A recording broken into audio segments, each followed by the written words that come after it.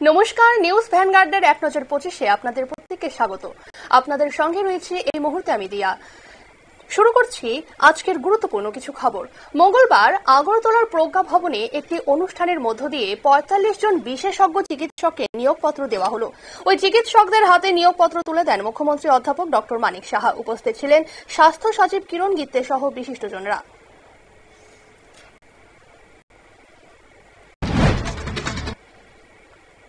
উত্তর ত্রিপুরার কাঞ্চনপুর মহকুমায় নাবালিকা ধর্ষণের মামলায় অভিযুক্ত দুই যুবককে দোষী সাব্যস্ত করে কঠোর সাজা দিল ধর্মনগরের বিশেষ আদালত। দীর্ঘ বিচার প্রক্রিয়ার পর মঙ্গলবার ধর্মনগরের বিশেষ আদালতের বিচারপতি অংশুমান দেববর্মা 25 জন সাক্ষীর জবানবন্দি গ্রহণের ভিত্তিতে রায় ঘোষণা করেন। দুই যুবককে 10 বছর করে কারাদণ্ড, সেই সঙ্গে 10,000 টাকা করে আর্থিক জরিমানা করা হয়েছে। জরিমানা অনাদায়ে আরও 6 মাস করে কারাদণ্ডের সাজা শোনানো হয়েছে। বনমালীপুর মণ্ডল ও যুব মোর্চার উদ্যোগে সিদ্ধি বিনায়ক পুজোর আয়োজন করা হয়েছে পুরাতন মোটর স্ট্যান্ডের শনিতলায়। ষষ্ঠবারের মতো আয়োজিত এই গণেশ পুজোর মঙ্গলবার উদ্বোধন হল। উপস্থিত ছিলেন প্রাক্তন মুখ্যমন্ত্রী ও বর্তমান সাংসদ বিপ্লব কুমার দেব।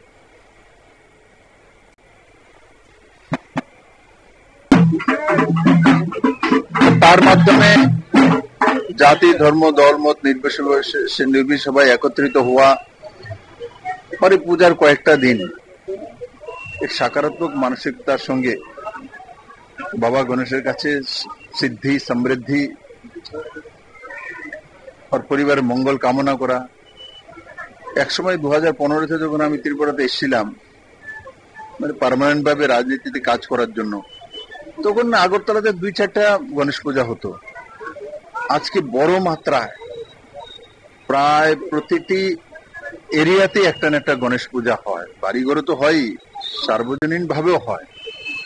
এটা প্রমাণিত করে যে 35টা বছর কমিউনিস্টরা শাসন করার পর ধর্মকে আফিমের নেশা, এগুলো অপবাদ দেওয়ার। পুজোর আগে শহরকে সুন্দর এবং পরিচ্ছন্ন করে তোলার লক্ষ্যে এখন থেকে তৎপর হয়ে উঠল আগরতলা পুর নিগম। মঙ্গলবার স্মার্ট সিটি ও পুর নিগমের যৌথ উদ্যোগে বিভিন্ন ওয়ার্ডের সৌন্দর্যায়ন ও পরিচ্ছন্নতার কাজ দ্রুত এগিয়ে নিয়ে যাওয়ার স্বার্থে সমস্ত কাউন্সিলরদের নিয়ে কাউন্সিলিং বৈঠক অনুষ্ঠিত হল আগরতলা পুর নিগমের কনফারেন্স হলে। উপস্থিত ছিলেন মেয়র দীপক মজুমদার সহ অন্যান্যরা।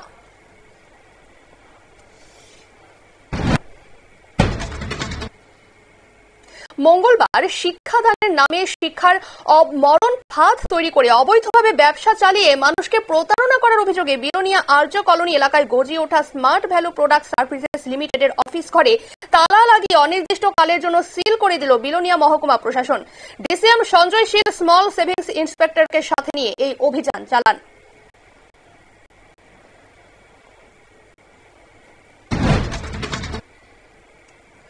মঙ্গলবার দুপুরে বিলোনিয়া মহকুমার ঋষ্যমুখ ব্লকের অ্যাগ্রি সাব ডিভিশনের আওতাধীন উত্তর সোনাইছড়ি এডিসি ভিলেজ এলাকার জনজাতি বেনিফিশিয়ারিদের হাতে তুলে দেওয়া হল শুয়োরের ছানা।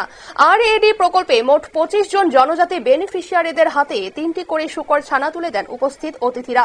শূকর ছানা বিতরণ ও কর্মশালা অনুষ্ঠানে উপস্থিত ছিলেন ঋষ্যমুখ কৃষি দপ্তরের AS সুজিত কুমার দাস সহ অন্যান্যরা। আয়ুষ্মান ভারত ডিজিটাল মিশনের পৃষ্ঠপোষকতায় ধলাই জেলা স্বাস্থ্য ও পরিবার কল্যাণ দপ্তরের ব্যবস্থাপনায় আভা পরিচয়পত্র তৈরি সংক্রান্ত বিষয়ে জেলাভিত্তিক ওরিয়েন্টেশন প্রোগ্রাম অনুষ্ঠিত হল। মঙ্গলবার আমবাসা পঞ্চায়েত রাজ ট্রেনিং ইনস্টিটিউটের কনফারেন্স হলে আয়োজিত এই অনুষ্ঠানে উপস্থিত ছিলেন ধলাই জেলার অতিরিক্ত জেলাশাসক সুব্রত কুমার দাস সহ অন্যান্যরা।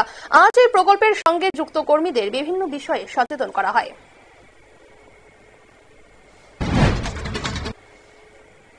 ঋষ্যমুখ ব্লক এলাকার অন্তর্গত এডিসি কৈলাসহর এডিসি ভিলেজের কাঠালিয়া বাড়ি এলাকায় রাস্তার বেহাল দশা।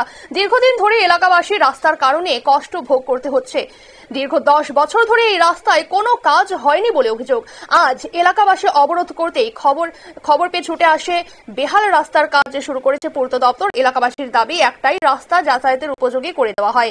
দপ্তরের জুনিয়র ইঞ্জিনিয়ার কোমল কান্তি সেন এই বিষয়ে বিস্তারিত তুলে ধরে জানান, রাস্তার কাজ আজ থেকেই শুরু হয়ে গেছে। 3-4 দিনের মধ্যে যাতায়াতের উপযোগী করে তোলা হবে। রাস্তার কাজ শুরু হয়েছে শুনে এলাকাবাসী পথ অবরোধ তুলে দেন। উত্তর ও ঊনকোটি জেলার পেক্স এবং ল্যাম্পেক্স ম্যানেজারদের নিয়ে মঙ্গলবার থেকে পানিসাগর কৃষি বিজ্ঞান কেন্দ্রের কনফারেন্স হলে শুরু হলো 15 দিনের অ্যাগ্রি ইনপুট ডিলার লাইসেন্স বিষয়ক বিশেষ প্রশিক্ষণ শিবির। মঙ্গলবার সকালে এই শিবিরের উদ্বোধন করেন উত্তর জেলার জেলাশাসক চাঁদনী চন্দ্রন। উপস্থিত ছিলেন ঊনকোটি জেলার কৃষি অধিকর্তা Somen Nandi, senior executive CSC Pradyut Majumdar ও পানিসাগর কৃষি বিজ্ঞান কেন্দ্রের বিজ্ঞানী ডক্টর সোমেন্দ্র কুমার। মূলত বিভিন্ন কৃষি সামগ্রী পেক্স ও ল্যাম্পেক্সের মাধ্যমে বিক্রয়জাত করার উদ্দেশ্যে এই প্রশিক্ষণ শিবির।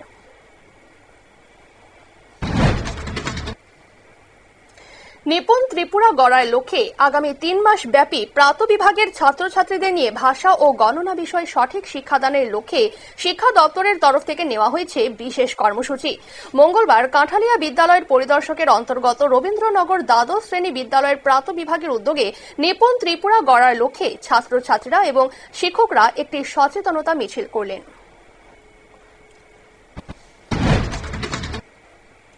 দ্বিতীয়বারের মতো কদমতলা দ্বাদশ শ্রেণী বিদ্যালয়ের মাঠে শুরু হলো খেলো কদমতলা।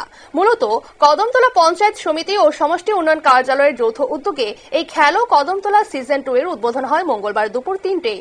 যুব বিষয় ক্রীড়ামন্ত্রী টিঙ্কু রায় ফুটবলে শট মেরে টুর্নামেন্টের উদ্বোধন করেন। উদ্বোধনী ম্যাচে ত্রিপুরা পুলিশ দলকে 8-1 গোলে পরাজিত করে তারকপুর।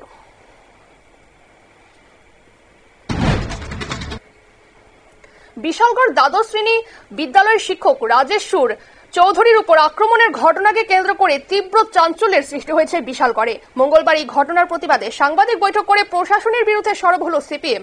অন্যদিকে মঙ্গলবার দুপুরে বিশালগড় কংগ্রেসের পক্ষ থেকে পুলিশ আধিকারিক দুলাল চন্দ্র দত্তের এই বিষয়ে একটি ডেপুটেশন দেওয়া হলো। পুলিশের কাছে অভিযুক্তদের চিহ্নিত করে কড়া শাস্তি দেওয়ার দাবি করেছে কংগ্রেস নেতৃত্ব। অন্যদিকে রাজেশ্বর চৌধুরীর উপর হামলার ঘটনায় ইতিমধ্যেই রাহুল দেবনাথ নামের এক অভিযুক্তকে গ্রেফতার করে বাকিদের সন্ধানে তল্লাশি চালাচ্ছে পুলিশ। কৃষ্ণপুর বিধানসভা কেন্দ্রের অন্তর্গত জারৈলং বাড়ি এলাকায় অসম আগরতলা জাতীয় সড়ক থেকে জারৈলং বাড়ির লোকনাথ মন্দির পর্যন্ত একটি রাস্তা নির্মাণের কাজ শুরু হয়েছে। এই রাস্তা নির্মাণের কাজের জন্য স্থানীয় মানুষের একাংশের অনেক ক্ষতি হচ্ছে বলে অভিযোগ। তাই সংশ্লিষ্ট ঠিকাদার ও স্থানীয় প্রশাসনকে বিষয়টি নজরে রেখে কাজ করার আবেদন জানানো হয়েছে।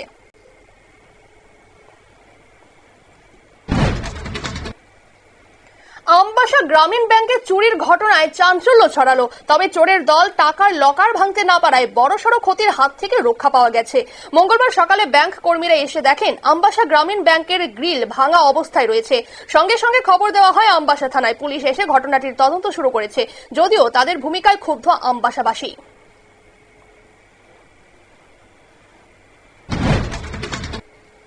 বর্তমানে প্রকৃতির ভয়াবহ রূপের সাক্ষী হচ্ছেন জম্মু ও কাশ্মীরের মানুষ। গত 3 দিন ধরে প্রবল বৃষ্টির জেরে এমনিতেই বেহাল পরিস্থিতি চারিদিকে। কোথাও ভূমিধস তো কোথাও মেঘ ভাঙা বৃষ্টির জেরে হরপাবান।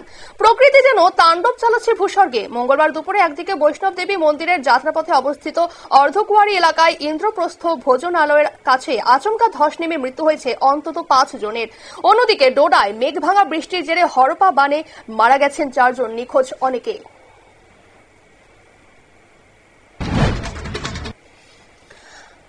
আইন ঠিকমতো না মেনেই দেশ এবং বিদেশ থেকে পশু পাখি সংগ্রহ করা হয়েছে, এমনই বড়সড় অভিযোগ উঠেছে গুজরাটের মুকেশ আম্বানির বন্যপ্রাণ সংরক্ষণ কেন্দ্র বনতারার বিরুদ্ধে। বিষয়টি খতিয়ে দেখতে বিশেষ তদন্তকারী দল গঠন করেছে সুপ্রিম কোর্ট, যার শীর্ষে রয়েছেন সুপ্রিম কোর্টের অবসরপ্রাপ্ত বিচারপতি জাস্টিস চেলমেশ্বর, রয়েছেন উত্তরাখণ্ড ও তেলেঙ্গানা হাইকোর্টের অবসরপ্রাপ্ত প্রধান বিচারপতি রাঘবেন্দ্র চৌহানও।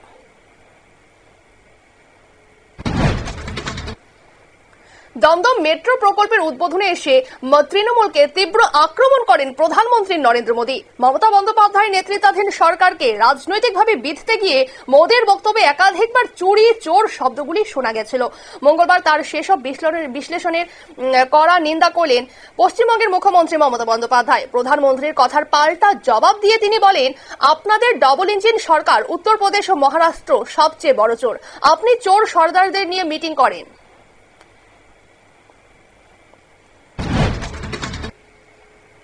গান্ধী পরিবার আমার ঈশ্বর এবং আর আমি একজন ভক্ত। আমার কথায় কেউ যদি দুঃখ পেয়ে থাকেন তাহলে আমি ক্ষমা প্রার্থী। জন্মগত আমি কংগ্রেসম্যান এবং কংগ্রেসম্যান হিসেবেই মরব। আরএসএস এর প্রার্থনা সঙ্গীত বিতর্কে ক্ষমা চাইলেন কর্ণাটকের উপমুখ্যমন্ত্রী ডিকে শিবকুমার।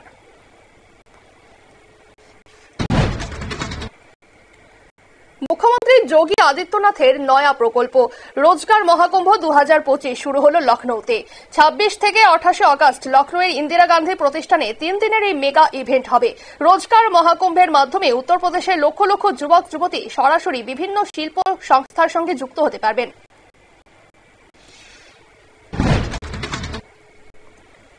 কোন যুগলের ক্ষেত্রে বিয়েতে ধর্ম বা জাত বা ধর্ম বাধা হয়ে উঠলে পার্টি অফিসের দরজা খুলে দেবে সিপিএম। সম্প্রতি এমনই সিদ্ধান্ত নিয়েছে সিপিএম এর তামিলনাড়ুর রাজ্য কমিটি। দক্ষিণের রাজ্যটিতে গত কয়েক বছর ধরেই জাতের নামে খুনোখুনির ঘটনা বাড়ছে। সেই আবহে এবার এমন সিদ্ধান্তের কথা ঘোষণা করেছেন সিপিএম এর তামিলনাড়ুর রাজ্য সম্পাদক পি ষণ্মুগম। 2025 অর্থাৎ চলতি শিক্ষাবর্ষ থেকেই স্বাস্থ্য পরিষেবা ও সংশ্লিষ্ট বিষয়গুলি মুক্ত দূরশিক্ষা মাধ্যম এবং অনলাইনে আর পড়ানো যাবে না।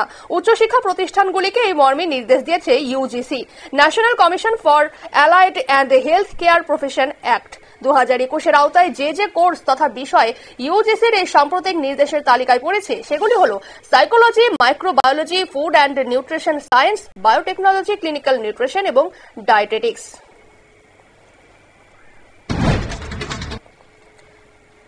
ফেডারেশনের নির্বাচনের পর নতুন কমিটি এলে তাদের সঙ্গে চুক্তি নবীকরণ নিয়ে আলোচনায় বসবে এফএসডিএল। কিন্তু তার আগে ভারতীয় ফুটবলের উদ্ভূত সংকট মেটাতে ভারতীয় ফুটবল ফেডারেশনের সঙ্গে মিটিংয়ে এফএসডিএল কর্তৃপক্ষ জানিয়ে দিল বর্তমান কমিটির সঙ্গে এই মুহূর্তে চুক্তি নবীকরণ নিয়ে কিছুই করা হচ্ছে না। তবে ভারতীয় ফুটবলের সমস্যার কথা ভেবে তারা এই মরশুমের জন্য আইএসএল করবে, কিন্তু ঠিক কবে থেকে শুরু করা হবে তা আইএসএল এর ক্লাবগুলোর সঙ্গে আলোচনার পরেই ঠিক করবে এফএসডিএল।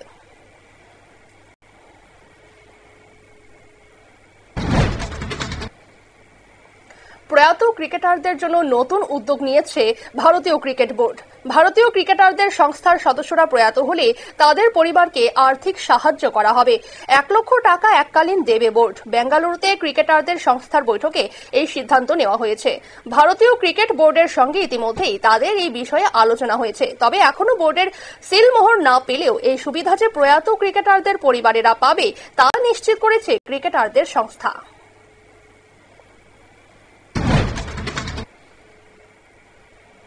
দুই কোরিয়ার বিবাদ মেটাতে এবার উদ্যোগী হলেন মার্কিন প্রেসিডেন্ট ডোনাল্ড ট্রাম্প। খুব তাড়াতাড়ি তিনি উত্তর কোরিয়ার শাসক কিম জন উনের সঙ্গে বৈঠক করবেন বলে জানালেন।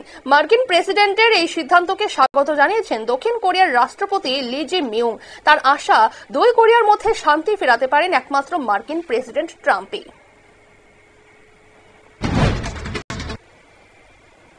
আগামী সপ্তাহে চীনে বসতে চলেছে এসসিও সম্মেলন। চীনা প্রেসিডেন্ট শি জিনপিং স্বাগত জানাবেন প্রধানমন্ত্রী নরেন্দ্র মোদী, রুশ প্রেসিডেন্ট ভ্লাদিমির পুতিনকে। সবে মিলিয়ে 20-র বেশি বিশ্ব নেতা উপস্থিত থাকবেন সম্মেলনে। নিশ্চিতভাবেই গ্লোবাল সাউথের উত্থানের এই ছবিতে অস্বস্তিতে পড়বেন মার্কিন প্রেসিডেন্ট ডোনাল্ড ট্রাম্প।